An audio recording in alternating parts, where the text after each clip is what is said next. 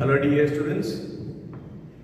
In the previous lectures we studied about chapter number 8, that is motion.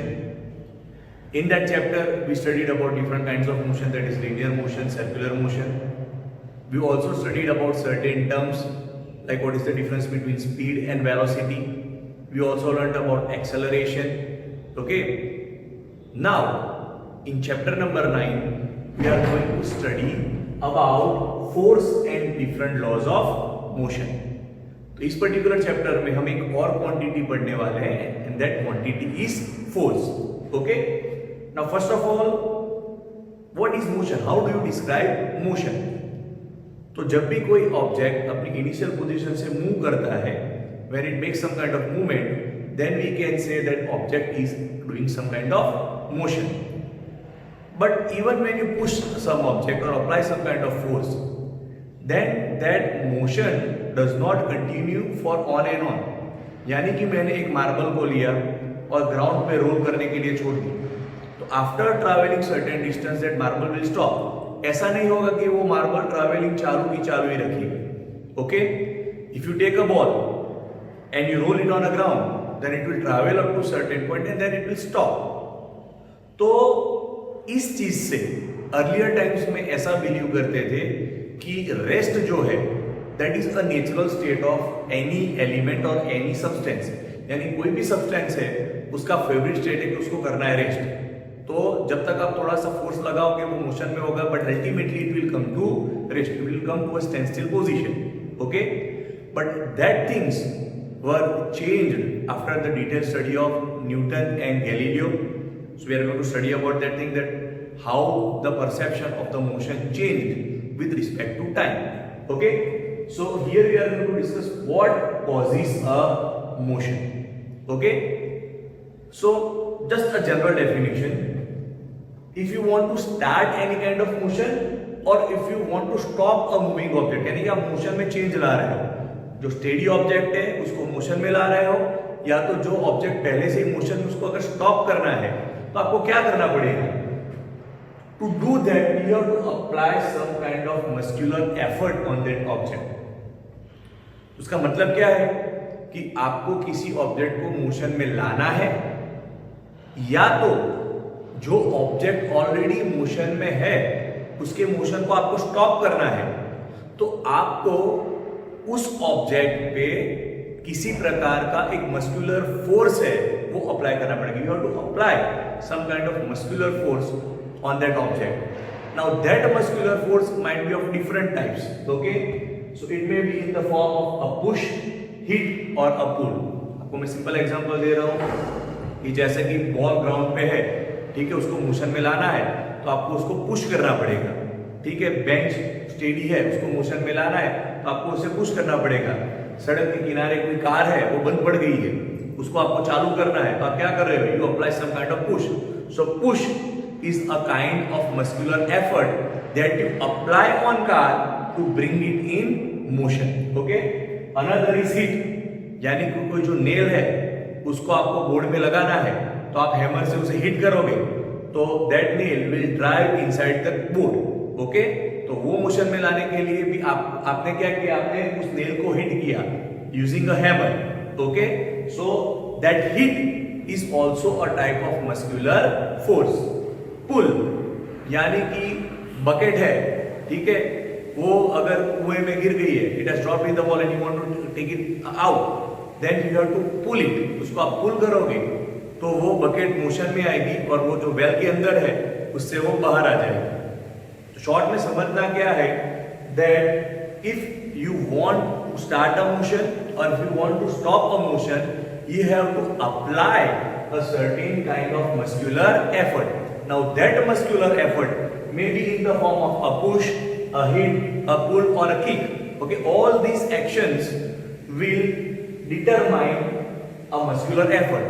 Other words, आप push कर रहे हो, hit कर रहे हो, पुल कर रहे हो, तो आप क्या कर रहे हो, you are applying a muscular effort. Okay, so that muscular effort is defined as force. Okay. So once again हमने डेफिनेशन पढ़ा, यहाँ पे फोर्स है, force is essential, it is required to bring any object in motion or to stop the motion of an object that has already started its motion. That particular muscular effort may be in the form of push, hit, pull, kick. Okay, so this push, hit, pull, all are different kinds of force. Okay. Now, effects of force, यानी किसी object पे जब आप force लगाते हो तो आप क्या देख रहे हो? What are the efforts that you experience by applying force? What things are possible by applying force? So basically there are three things possible. Let us see the first effort, that is it can change the magnitude of velocity. ठीक है, जब किसी object पे force लगता है तो जो उसकी वेलोसिटी है, उसकी जो वैल्यू है, उसका जो मैग्नीट्यूड है वो चेंज हो जाता है. एक सिंपल एग्जांपल दे रहा हूं. ठीक है, if a car is moving with the velocity of let us से 10 मीटर पर सेकंड, वो मूव हो रही है और आप पीछे से उसको थोड़ा और धक्का दोगे तो उसकी वेलोसिटी चेंज होकर क्या हो जाएगी 15. Okay, a ball is rolling around the ground, football है वो धीरे धीरे रोल करके जा रहा है, आप उसे किक लगाओगे तो उसकी वेलोसिटी क्या हो जाएगी? इंक्रीज हो जाएगी. So if the force is in the direction of velocity then the velocity might increase. But opposite भी आप लिख सकते हो कि अगर जो फोर्स अप्लाइड है वो वेलोसिटी की ऑपोजिट डायरेक्शन में है तो उसकी वेलोसिटी की वैल्यू डिक्रीज हो जाएगी. तो in short velocity might increase और decrease by applying force. So the first effort और first effect of force is that it can change the magnitude or the value of the velocity. It might increase the velocity or it might decrease the velocity depending upon the direction of motion and the direction of force. Next, it can change the direction of motion. It changes the direction of motion. आप लोग cricket देखते हो, bowler ने आके ball डाला, batsman जब bat से उस पे फोर्स लगाता है तो जो बॉल है उसकी डायरेक्शन चेंज हो जाती है. ठीक है, और you can take a ball and strike it on the wall. तो जब आप उसको वॉल पे लगाते हो तो वॉल पे एक फोर्स लगाती है, इससे उसकी डायरेक्शन क्या हो जाती है? चेंज हो जाती है. तो ऐसा जरूरी नहीं है कि by force you can only change the magnitude of velocity, it can also change the direction of motion. आपका जो मोशन है उसका डायरेक्शन चेंज हो जाएगा. ठीक है, आप स्कूल रिसेस में दौड़ते दौड़ते जा रहे हो और अगर आपके फ्रेंड ने आपको धक्का दे दिया तो आपका जो मोशन है उसका डायरेक्शन वो क्या हो जाएगा? चेंज हो जाएगा. तो इन शॉर्ट हमने टू इफेक्ट्स देखी. पहले इफेक्ट में हमने पढ़ा कि by application of force there can be change in the magnitude of velocity, that is velocity might increase और वेलोसिटी माइट डिक्रीज. ओके, और सेकंड हमने पढ़ा it can also change the direction of motion. जो हमारा object है वो जिस दिशा में ट्रैवल कर रहा होगा that direction can also be changed by application of force. Okay, and the third effect of force is that it can also change the shape and size of the object. आप balloon का example ले सकते हो. तो अगर आपके पास एक perfectly spherical balloon है लेकिन उस पे आप दोनों तरफ से फोर्स लगाओगे, ठीक है, तो उसका शेप चेंज होके ओवल हो जाएगा. ठीक है, आप मड सैंपल लेते हो, ठीक है, और उसको अगर आप प्रेस करोगे उसका वॉल्यूम डिक्रीज होगा तो उसकी साइज भी क्या होगी? चेंज होगी. तो यानी कि कहने का मतलब क्या है? that by applying force you can also change the shape and size of the object. The shape and the size of the object can also be changed by applying force. So you have to remember that when you are applying that force, okay, वो force की value इतनी होनी चाहिए कि जो वो compress कर सके. उससे ज्यादा फोर्स लगाओगे तो कोई बात नहीं बनेगी. कि बलून की बात कर रहे हैं तो बलून में अगर आप ज्यादा फोर्स लगाओगे तो वो बर्स्ट हो जाएगा. ठीक है, but if you are applying a little bit of force then its shape will change. Size भी चेंज हो सकती है, लेकिन कैसे ऑब्जेक्ट की? The objects that are compressible. जो ऑब्जेक्ट थोड़े बहुत कंप्रेस हो सकते हैं उसको अगर आप उस पे आप फोर्स लगाओगे तो उसकी साइज चेंज होगी. बट जनरली जो सॉलिड्स होते हैं उस पे फोर्स की इफेक्ट नहीं होती, उसमें साइज चेंज नहीं होगा. अगर आप ज्यादा फोर्स लगाओगे तो वो ब्रेक हो जाएगा, उसकी साइज चेंज नहीं होगी. You can take a simple example. आपके पास कंपास बॉक्स में एक स्केल होती है, वो शायद 15 सेंटीमीटर की स्केल होती है. ठीक है, तो आप अगर उसको दोनों तरफ से उस पे फोर्स लगाओगे तो 15 सेंटीमीटर से 14 सेंटीमीटर नहीं होगी. अगर ज्यादा फोर्स लगाओ तो वो ब्रेक हो जाएगी, but its size will not change. Why? Because solids are not compressible. Maximum compression is seen in gases. तो वो जो आप केमिस्ट्री के चैप्टर्स करोगे उसमें आएगा. तो इन शॉर्ट यहाँ पे हमको क्या याद रखना है? आज अभी तक हमने क्या टॉपिक डिस्कस किया? कि कंसेप्ट ऑफ मोशन. ठीक है, मोशन के लिए क्या चाहिए? तो मोशन के लिए चाहिए अ type of muscular effort. That muscular effort may be in the form of push, hit or pull. So this push, this hit or this pull can be also termed as force. जो आपको muscular effort जो लगाते हैं उसको हम definition इसको कैसे define कर सकते हैं? तो it can be said as force. Then we studied what are the different effects of force.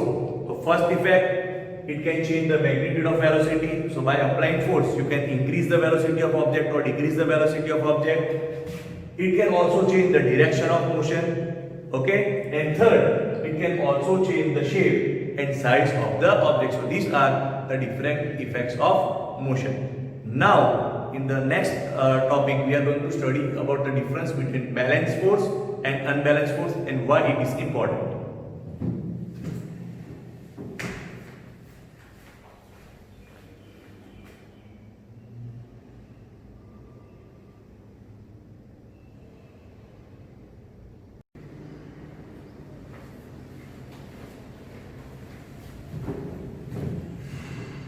Okay, so dear students, we have studied about the concept of motion. We have studied about the concept of force.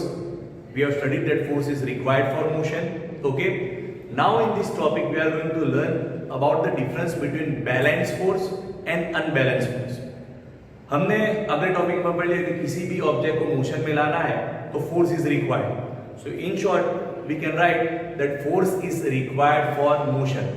I am going to prove that this statement is not correct. Okay, क्योंकि कुछ उसमें missing है. Okay, सिर्फ force apply करने से object motion में नहीं आता. Something else should be there. Okay, so for understanding that concept, we should know the difference between balanced force and unbalanced force. So to understand them, let us perform an activity. ये एक table top है. Table top पे एक box लगाया हुआ है. So this is a box at the center of the table top. इस box पे दो थ्रेड्स मैंने अटैच की हुई है. On the left hand side the thread is y, on right hand side the thread is x. Okay, now if I pull only thread x, अगर मैं इस थ्रेड x को इस तरफ पुल करूंगा तो जब मैं पुल कर रहा हूं तो उसका मतलब क्या है? Applying a kind of force. Okay, तो ऑब्वियसली क्या होगा? ये जो हमारा बॉक्स है that will start moving towards the right. Okay, now if I leave this thread towards the right hand side, that is thread x, and then pick thread y, मैं opposite side जाके thread y को पकड़ूंगा और उसको इस तरफ खींचूंगा तो क्या होगा? At that time the box will start moving towards the left, that is towards the direction y. तो यहाँ पे मैंने जब थ्रेड को x की तरफ पुल किया, यानी फोर्स जब x की तरफ लगा तो बॉक्स ने x की तरफ मोशन दिखाया. जब मैंने थ्रेड को y तरफ से पुल किया तो उसने y की तरफ मोशन दिखाया. अब आप इमेजिन करो कि there are two friends. Okay, one friend is standing towards x, another friend is standing towards y, and if both of them will pull the threads with equal force. ठीक है, दोनों ने thread को पुल किया applying equal force, तो क्या ये box motion करेगा? नो. Why? क्योंकि दोनों का फोर्स बैलेंस हो गया. दोनों का फोर्स क्या हो गया? बैलेंस हो गया. You might have played tug of war game at your school level, right? उसमें क्या होता है? दो टीम होती है, बीच में एक रस्सी होती है, दोनों तरफ से खींचा जाता है. The team that applies more force will win.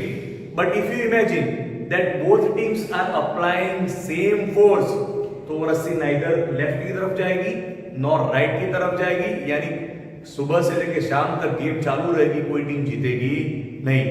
तो जब दोनों तरफ से इक्वल फोर्स लगता है तो जो फोर्स होता है उसको बैलेंस फोर्स बोलते हैं. तो यहाँ पे x की डायरेक्शन में भी फोर्स लगा, y की डायरेक्शन में भी फोर्स लगा, and the magnitude of that force was equal.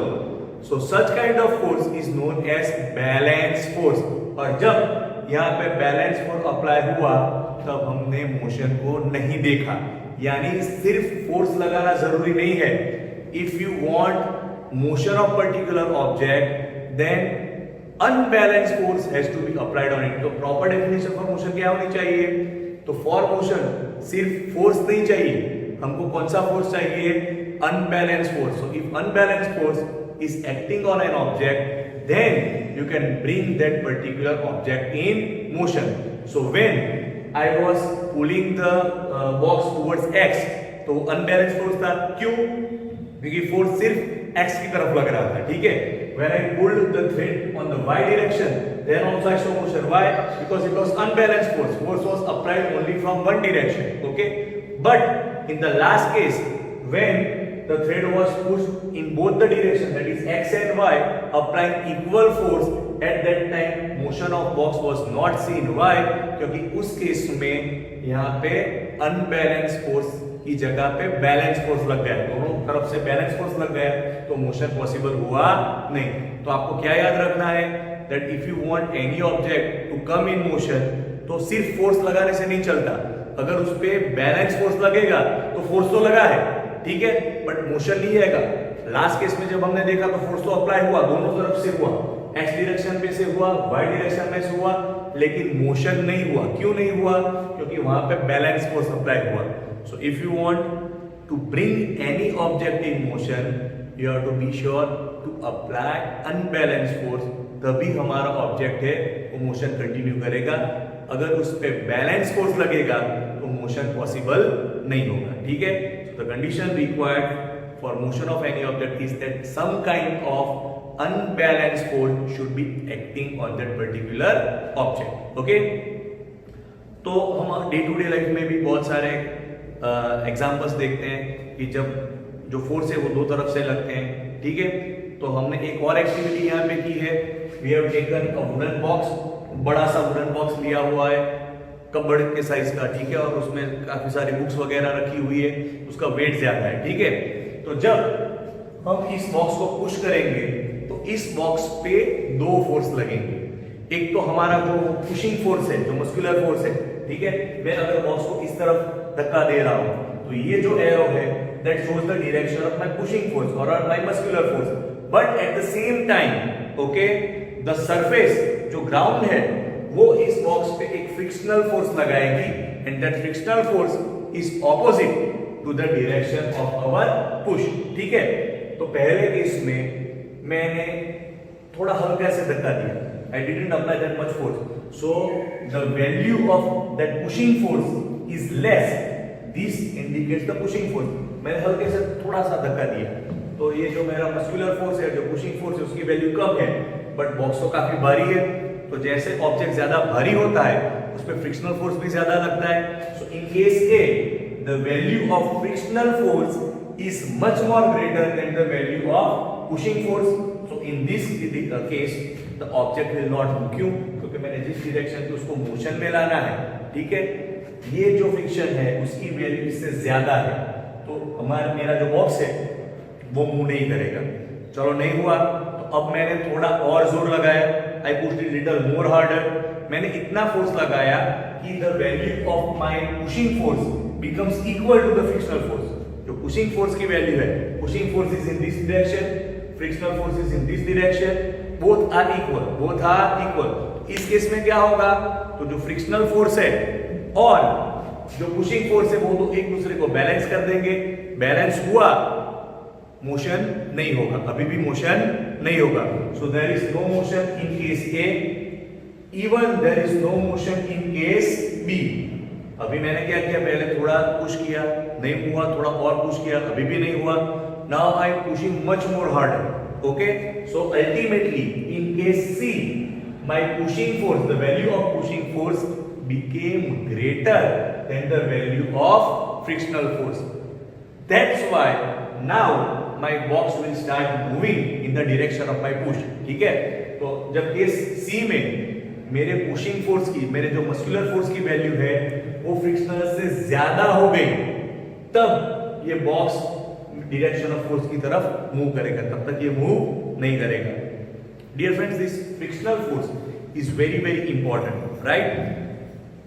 When you are driving a bicycle, जब आप बाइसिकल चला रहे हो तो आप क्या कर रहे हो, आपने 2-3 पैडल बहुत जोर से मार दिए, फिर पैडल लगाना बंद कर दिया, ठीक है? तो जब आपने पैडल लगाया तो आपने साइकिल में फोर्स अप्लाई किया, due to that force cycle started moving, okay?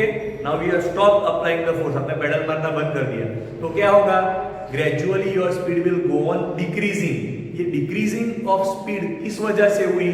Due to the frictional force applied by the road on the tires of the bicycle. ठीक है, तो वो जो आपकी जो बाइसिकल है उसकी स्पीड है वो धीरे धीरे कम हो जाएगी. वो धीरे धीरे कम हो गई, अल्टीमेटली क्या होगा कि अगर आपको साइकिल चालू रखनी है तो आपको फिर से क्या लगाना पड़ेगा? पेडल लगाना पड़ेगा. यानी कि आपको एक अनबैलेंस फोर्स को और अप्लाई करना पड़ेगा जिसकी वैल्यू फ्रिक्शनल फोर्स से ज्यादा हो, तो ही आपकी साइकिल है उसका मोशन चालू रहेगा. Otherwise your cycle will stop, it will come to stand still. So in short what you have to remember is that in order to have a motion or to continue a motion, a continuous unbalanced force should be acting on the object. Otherwise, the object will stop its motion. In the next lectures, we'll learn about the first law of motion.